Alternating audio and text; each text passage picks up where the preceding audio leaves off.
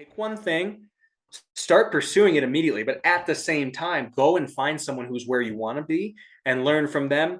Whether that's just working for them for free, helping them, whatever, they will be far more likely to help you just as a favor if they see you're already out pursuing it. Like I said, get started immediately. And yeah, scale one thing, figure out how to make a significant income, and then you can start buying the buy and hold if that's what you want to do. Maybe you just want to scale an active business. You don't want to, whatever, but don't go in a million different directions and find someone who is where you want to be and learn from them. Welcome to the Land Life Podcast with your host, PJ Riley.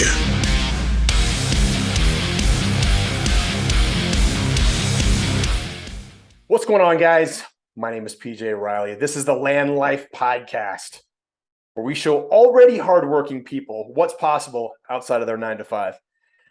Guys, if you're getting value from this podcast, if you're learning a ton, which I'm sure you are, like, subscribe. Don't forget, leave a comment too. Leave a comment, even if it's like, dude, I don't like your background. You need to change your whiteboard.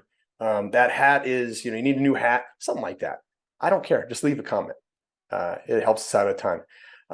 So today, guys, we have another land guest today, but he does it a little bit differently than I do. So Dan Haberkost, how's it going, man? Great. PJ, thanks for having me. Dude, thank you so much for being on here too. I'm really looking forward to this. Sure. If you guys listen to this podcast, you know I got shiny object syndrome, right? So this guy is going to tell us, he invests in land, but it's a little bit different than how I do it, right? So instead of buying the big, huge dirt lots in the middle of nowhere, the rural type properties that I buy, Dan buys infill lots. So you have your subdivision, right? You got your house, you got your neighbor's house. And then the next lot over is just this vacant, empty lot, just waiting to have a house put on it. These are the kind of things Dan's buying. So Dan, kind of tell us how you got started, like what got us to the point we're at right now. Yeah, absolutely. Well, it goes back, actually, my first experience with real estate was when I was 16. I was managing a portfolio of properties at the time for my boss, along with the farm while he'd go to Aruba. And of course, that was on the rental side of things. And that certainly taught me more of the type of land, properties I did not want to own. Fast forward into college, I was working full time, going to school full time and paying for it. And it was pretty clear that the idea of doing that for the next 40 years was just unacceptable. I just could not work for someone. I hated every second of it.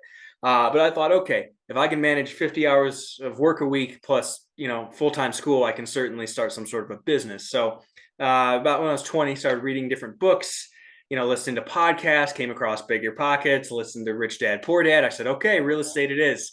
So I went and bought a house hack while I was a senior in college. That was in Ohio before I moved. I know you'd spent some time there. Anyways. Great place to be.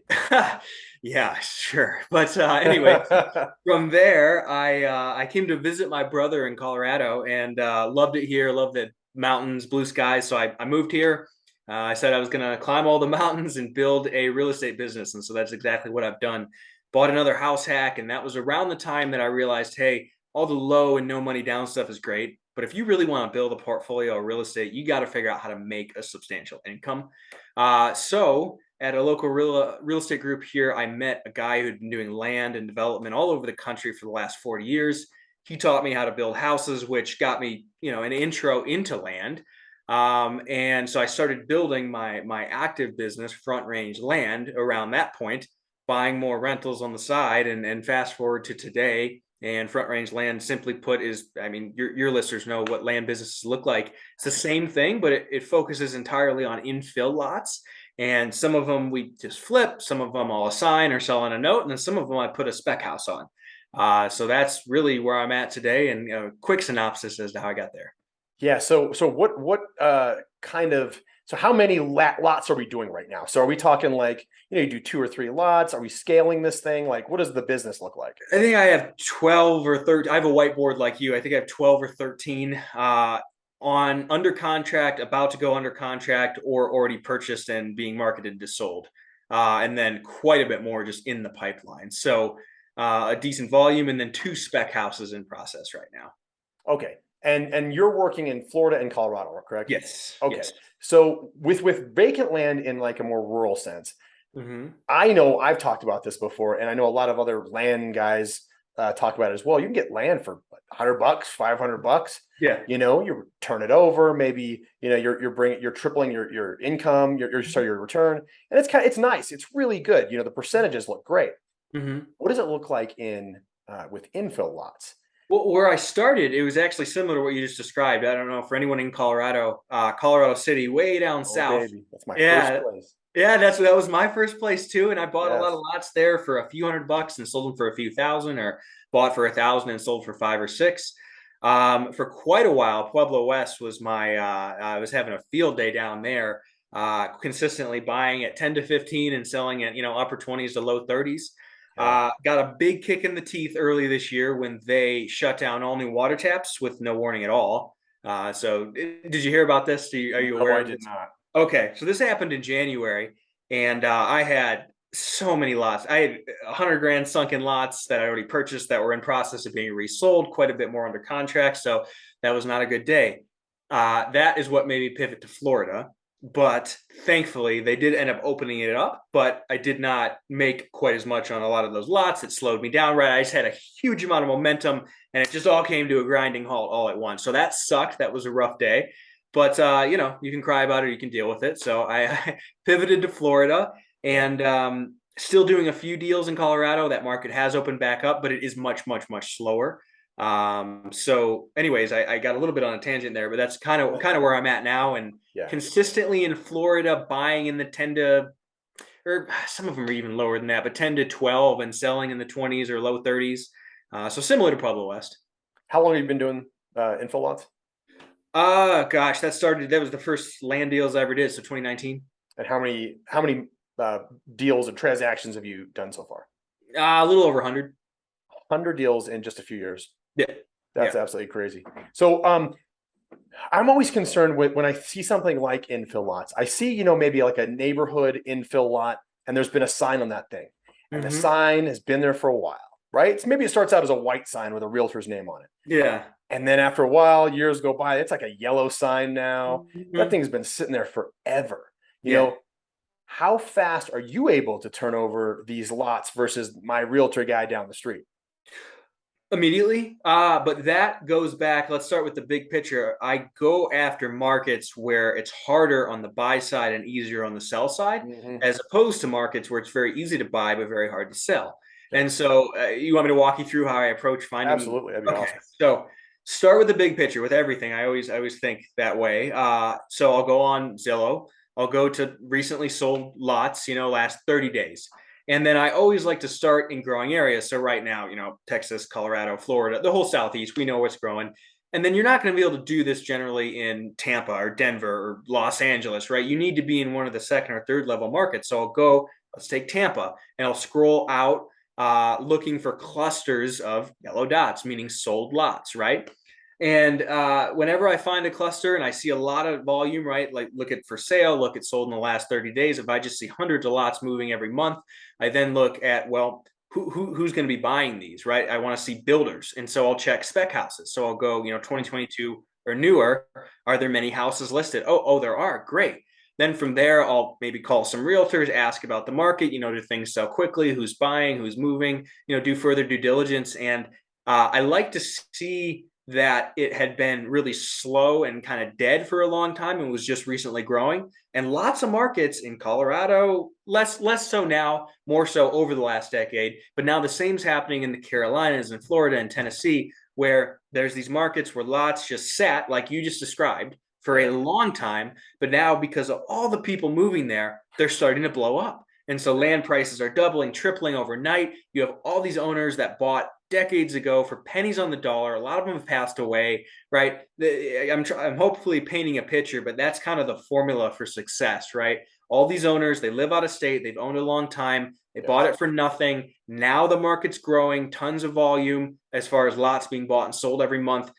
Those are the markets I go after. And then there's just a whole bunch of builders to sell them to. Builders buy at retail all the time. Yeah, so there's opportunity out there then. Yes. Yes. So speed is I guess that's what I was looking for. I mean, are we working for how fast are these things going? Are we talking a month, a week, a day? A lot of them are already going under contract to sell within a week of closing on the buy side. Sometimes it takes longer, but again, generally it's hard to buy it at a discount, easy to sell it where I'm at. Okay. So you Yeah. got the property bought. Mm-hmm. You're finding these areas where nobody else, it's really tough to buy there, right? But Mm-hmm. that gets rid of tons of your competition. Yeah. Right? So your average investor in general, real Mm-hmm. estate or any other type, is going to go for the low hanging fruit, right? They go Sure. for the easy buy. I Mm-hmm. notice a lot of people, I'll go to a county and I'll start working there, and there will be like a really bad county website. Mm-hmm. The Yeah. GIS doesn't work. Yeah. Maybe it's a state that you go to the website, right? You go to the blah blah county assessor. Yeah. Look at it, and it's a stationary. It's a one page deal.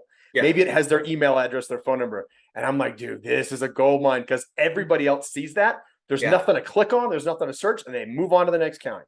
Yeah. So you're finding properties then too that that maybe for whatever reason your Mm-hmm. average real estate investor is like, nah, this is way too hard. I can just move Mm-hmm. on to the next county, and buy properties.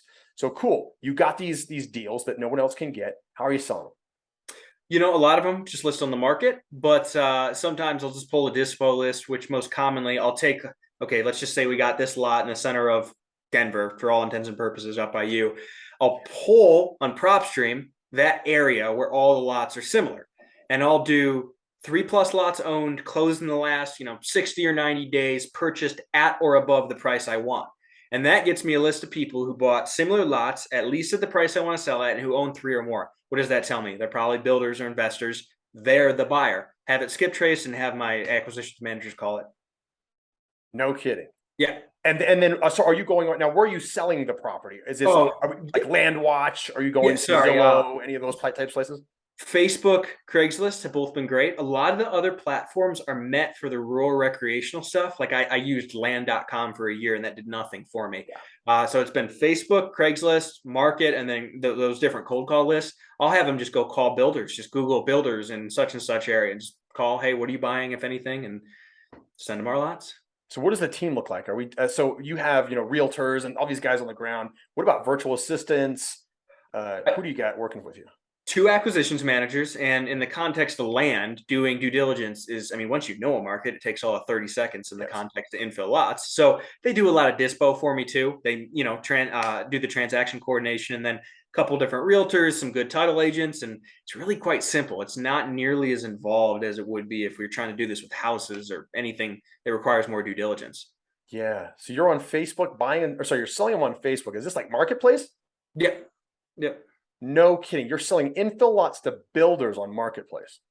Yeah, sometimes investors, sometimes it's builders. We don't always sell them that way. Again, a lot of them we sell on the market. But yeah, I've gotten plenty of buyers off of Facebook. Yeah.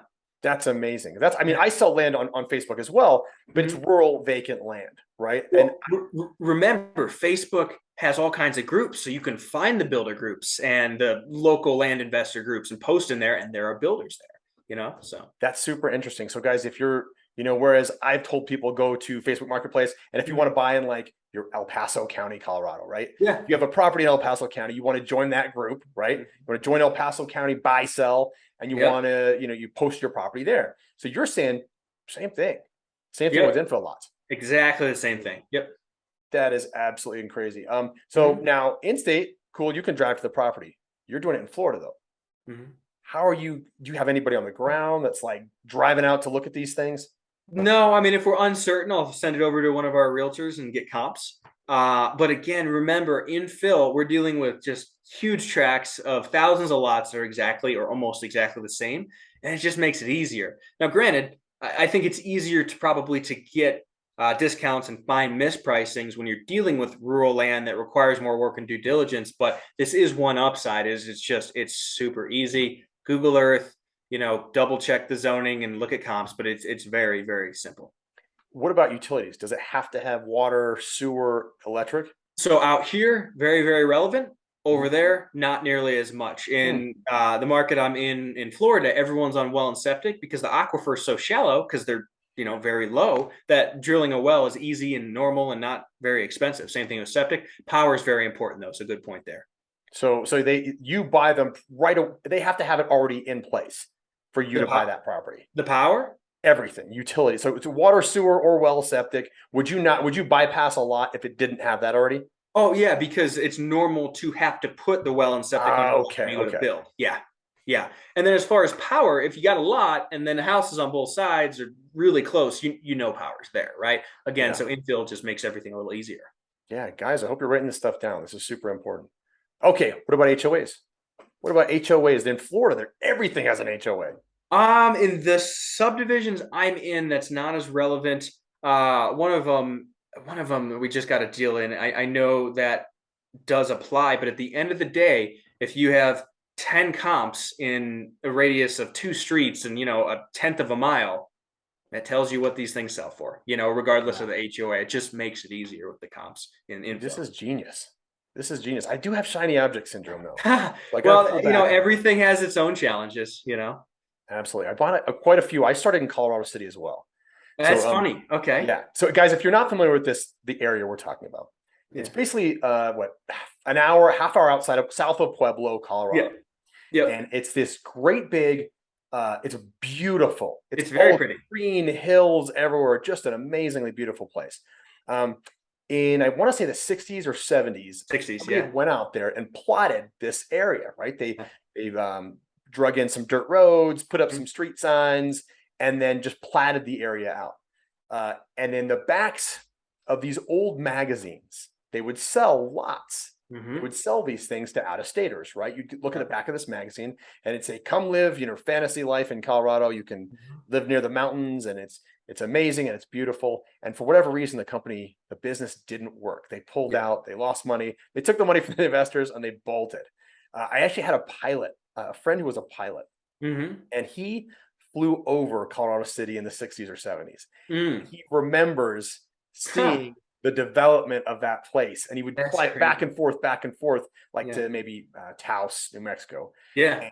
And so he would tell me about all this. He would always see that place being developed. So one day he bought some lots. He ended Oh up selling wow. to me, Ha. That's funny. which is a super interesting story because you always want to know how these things happen, how it got like built up, and we see these Yeah. subdivisions everywhere.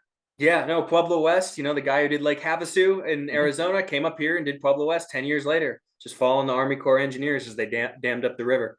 Yeah, So that's so interesting. And with Pueblo West, did they actually finish it? And somehow he went broke, and then that's how it got given back over to the state, and then the Metro District was created. I forget the nuance of it, but yeah, he went broke somehow too. okay.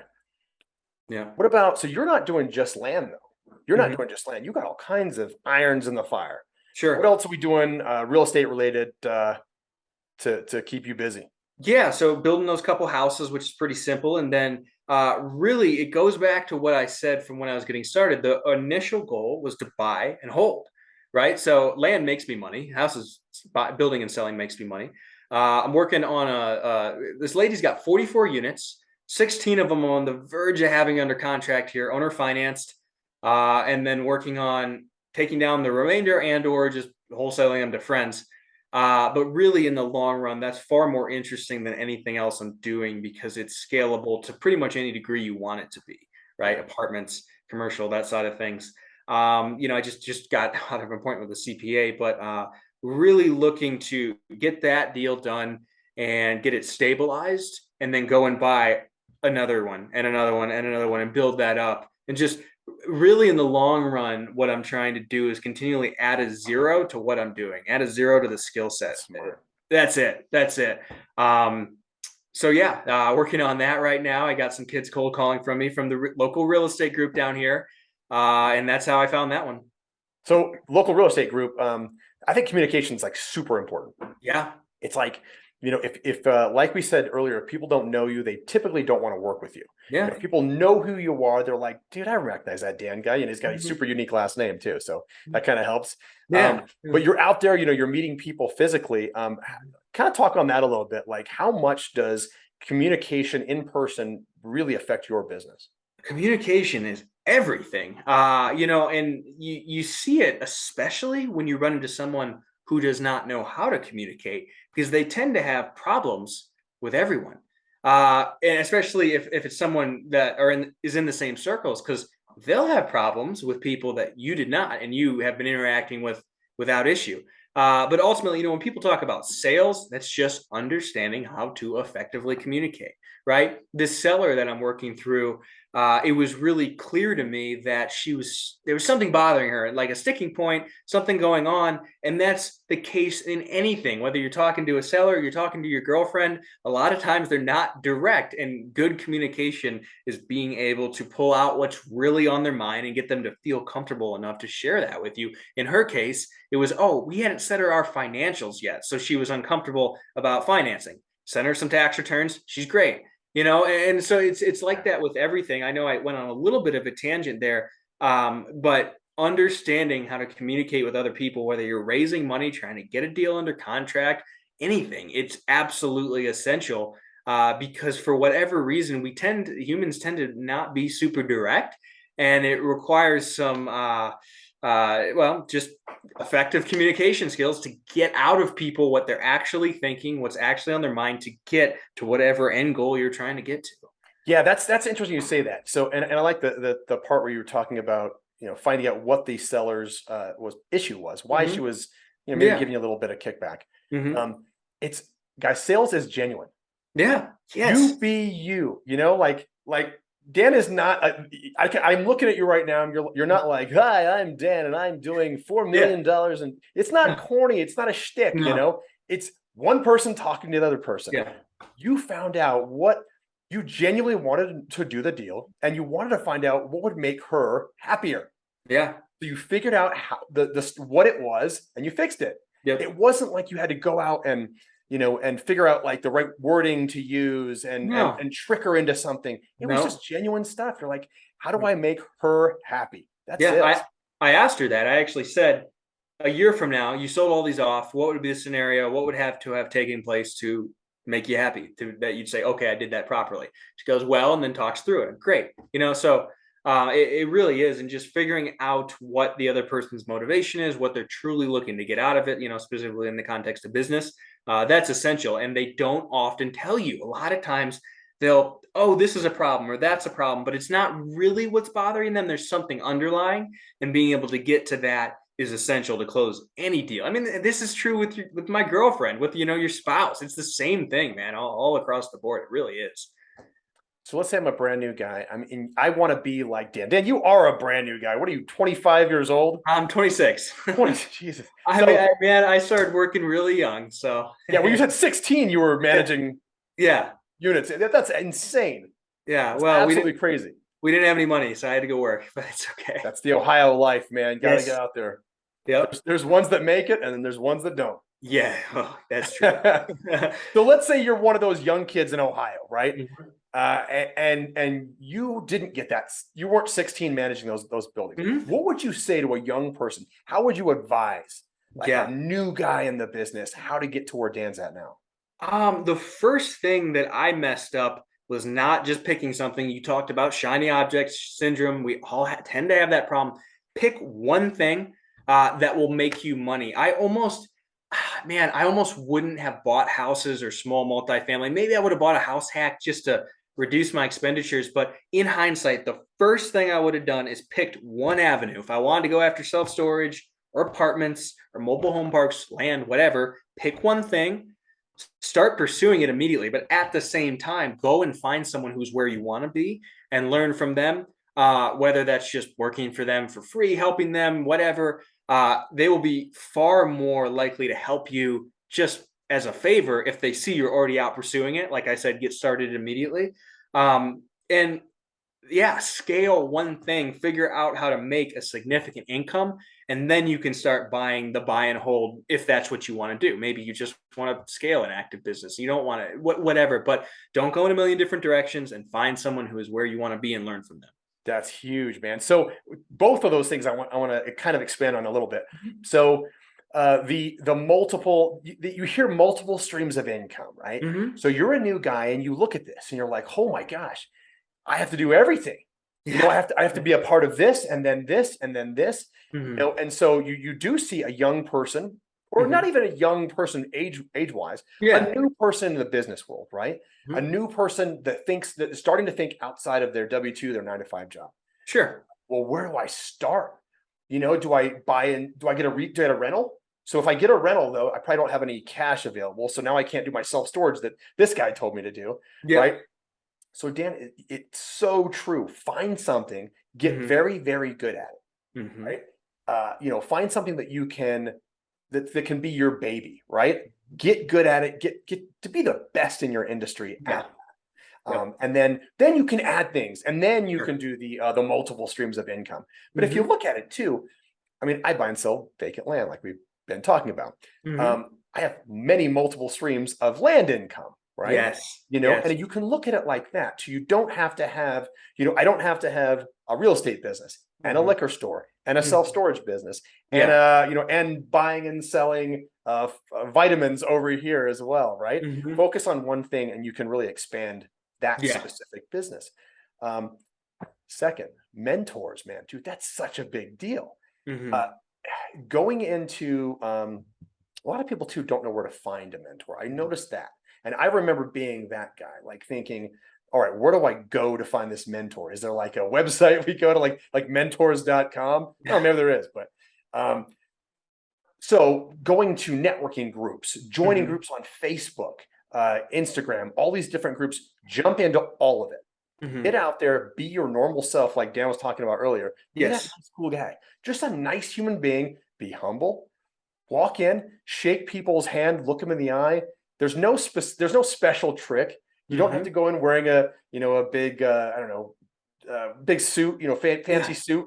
You don't have to hand out your business cards to all these guys. Just walk in and make friends. And eventually you will find the right person, kind of like Dan said, when you met your mentor. Yeah, I have a couple thoughts, trying to bookmark all of them. Sorry, man, I talk a lot. Oh, no, that's fine. You're making great points. The reason I said get started right away, I'll give you guys a real life example. If you go up to someone and you want to learn and ask questions and you say, hey, I have this deal and I'm stuck, they will be so much more likely to help you because they see you're actually doing it. I'm sure you can speak to this, PJ, but when someone comes up to me, they've done no work at all. Oh, I want to get into real estate. I was thinking about house hacking or wholesaling, like just completely a bunch of different strategies that are they're completely different and show that they don't actually have a clue what they're talking about. That's a little irritating. So I host the real estate group down here in the Springs, and I had a kid come up to me. He said, I want to learn from you. What do you need? I said, all right, cold call these apartments for me. He's the one who found me that deal that we were just talking about. Wow. You better believe anything he needs, I will help him with. Anything. Right? Any deal, any reason, anything. And so that's similar to the guy who taught me how to build, and who, I mean, really is just a lifelong friend at this point. I went and I would drive an hour south down the Pueblo West every weekend and go help him in his business. And that's how I learned from him. And the key is, like you said, I just built a genuine relationship and just made a friend. Really, that's it. And so I think that's key. Stop, thinking about it as looking for a mentor, and think of it more as just making a friend, but starting it with providing some sort of help or value to them. So I think that's really important. And one other point I wanted to make to your prior question about if you were starting, be really clear on what you're trying to accomplish. So I have some friends that like their job, just want to invest for down the road. Whereas that wasn't me. I hated working for someone else, and I want to scale this to the maximum. So you need to know what you're trying to accomplish in order to pick a strategy appropriately. No, that's absolutely correct. That's great, man. This is all good stuff, man. You guys gotta, this is like the not a 101. This is a 301 level class. Good. We're gonna go with junior year. We're gonna go a little bit higher. This is some good stuff here, guys. Yeah, you don't need any special skills. Go out there and be normal. Be a normal person, a nice guy or girl, if you're a girl, and meet people. And when you go into those networking groups, I want to explain something to you. Like Dan, you run a networking group. When you go to these things, I noticed a lot of new people are very nervous. Right? They walk in and they're like, and then maybe they sit by themselves, or they get really quiet. Walk up to the table where everyone's chattering. Give them a second. Wait till they're done with their thought. They look over at you. This is how it works. This is how it always works. Yep. What's your name? They always say to you, right? They turn to you right away. What's your name? What do you do in real estate? Tell them the truth. Right?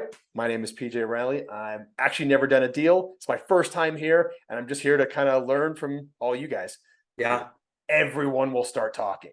The Yep. whole crew will start talking. They'll be like, really? Oh, here's what I do. Here's what I do. Here's what I do. And they'll all start talking to you, and they'll be super excited to help you out. Yeah, absolutely. Just being honest and realizing that everyone was nervous. I remember the first time I went to a group, I was nervous. It was 21 or 22. I remember I dressed up. I don't normally dress up. And then I felt stupid because I realized everyone in the room actually doing something was not dressed up. Yes. So, yeah. I went to a really big event the other day here in Denver, a big network, a meetup group, right? It's one of the big name that everybody hears about. So I go into that group, and you can see there's maybe 200-300 people, I would imagine there. Yeah. You can see the new guy. Yeah. Or the salesy guy, because he's got a suit on. Yep. Right. And then you can see everybody else that maybe might actually be a player or interested in working or helping each other. Right. And they kind of stick out. So when you do show up, dress how you would always dress, man. Yeah. Show up and be the normal person you are, and you're gonna do really good. Dan, what's on the horizon? Yeah, the biggest thing for me is getting into these larger multifamily properties. Speaking of shiny object syndrome, I am Here we go. Well, I am enamored with triple net commercial. I have a bunch of friends in this space. You know, I have a buddy who owns a Walgreens, a whole strip center in the Walgreens in Vegas. He makes net like 36 grand, 37 grand on that a month while he does nothing. It's like a 30-year lease.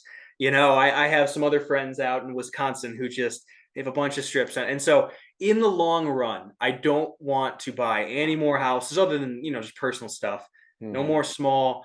I want to, starting with this portfolio I'm telling you about, get into that space, get into really just the next zero, right? I said it's about expanding by an order of magnitude every time. I figured out how to make, you know, a couple $1,000 with the first few land deals. And then I figured out how to make hundreds of thousands. And now I'm working on, okay, how do I go make millions of dollars? That's really what I'm doing right now. And then there's a lot of places I can go with that. But yeah, that's more what's interesting in the long term. So that's where I'm pushing right now. And especially right now, we have this huge transfer. Okay. The baby boomers are old, they're tired. And you hear about this with small businesses all the time, but it's applicable to a lot of decent sized real estate. Okay, if you go to downtown Denver and 100-unit buildings, you're dealing with institutions. That's not what I'm talking about. But in a lot of these second and third level markets, you know, let's speak on apartments specifically, you know, 10 to 40, depending on the market, 40-ish units, you're going to run into a lot of mom and pop owners. They never figured out how to be an owner. They're still the self-employed landlord, or like their kids are doing it. Yeah. They bought this stuff at pennies on the dollar. Rents are way low. They're not run properly, right? There is a massive opportunity there because they would love to go from being the landlord to the bank if they trusted the person that they were selling to.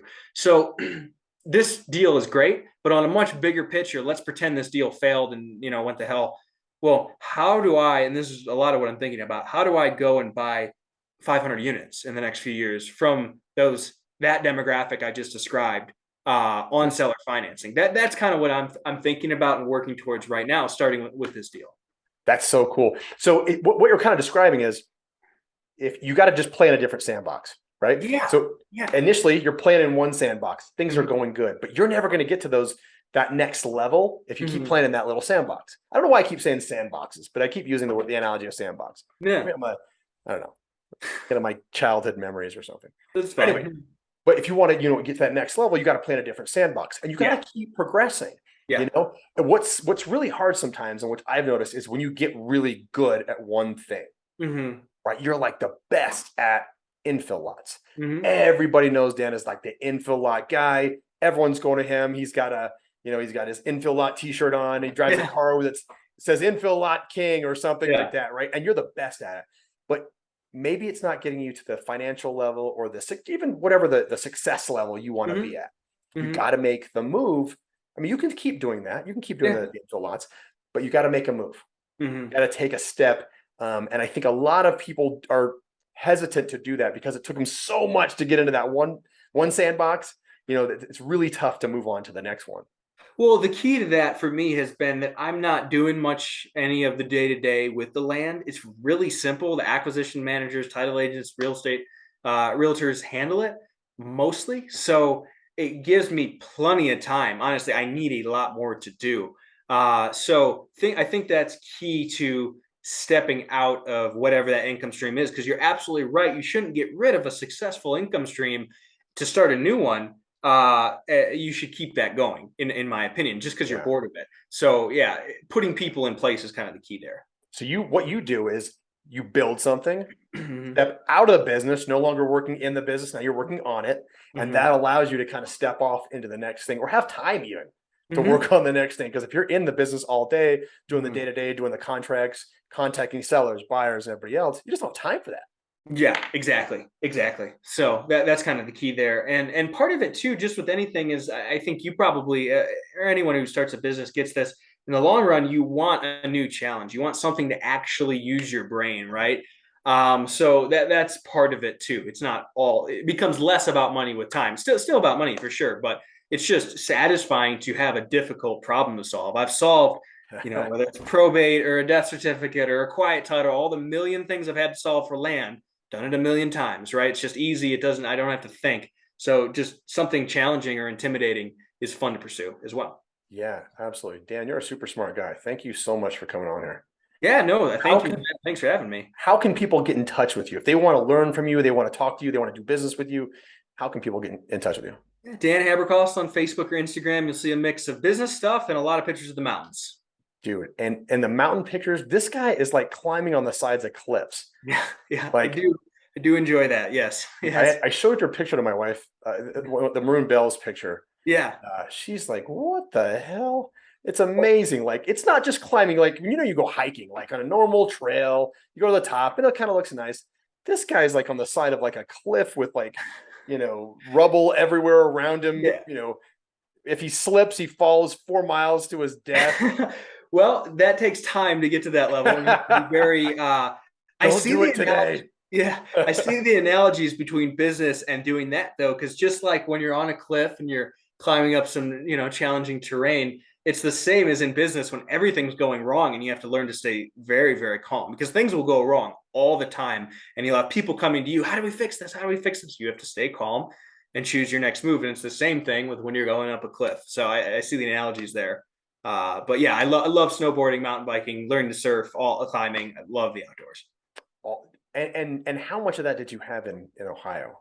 None, absolutely none. In Ohio, I didn't like to go outside. The gray skies and just the depression there is horrible. So no, this was all new as I moved to Colorado. Yeah, it's a lot different. People don't realize, like in Colorado, when it snows, it melts by noon that day, right? And the sun, it's always sunny here. In Ohio, it's cloudy and dark and humid, and the snow sits for months and it never goes away.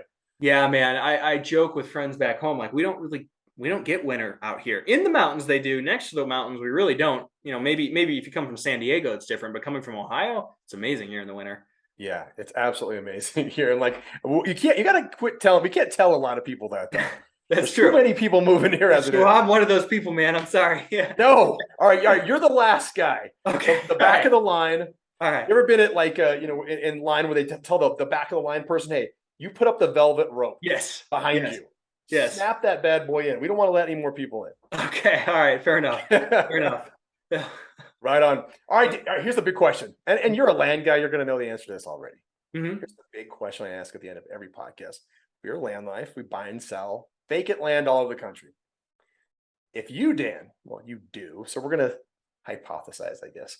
Okay. If you, Dan, could buy land anywhere in the world, where would it be and why? Oh man, I haven't explored internationally yet. So I'll make it in the country. I would go up on Aspen or Crested Butte. I love the Elks.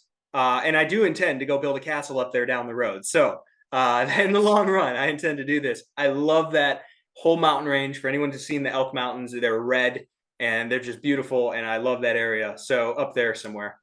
That's awesome. Yeah, guys, Google that area. Mm-hmm. Google the area he's talking about. It's absolutely beautiful. It's like what's it like, Switzerland of Colorado. It's just amazing. Dramatic mountain peaks, colors, flowers, water. It's awesome. Blue skies. Yeah, and rent out Dan's castle. He's gonna Airbnb it. Couple more years. Yeah, a couple years. Just give it a few years. All right, Dan, thank you so much, man. I really appreciate it, dude. You left us with a ton of information, a ton of knowledge, and hopefully somebody can act on that and get out and get to it. Thanks, PJ. I enjoyed it. All right, guys. Till next time on Land Life.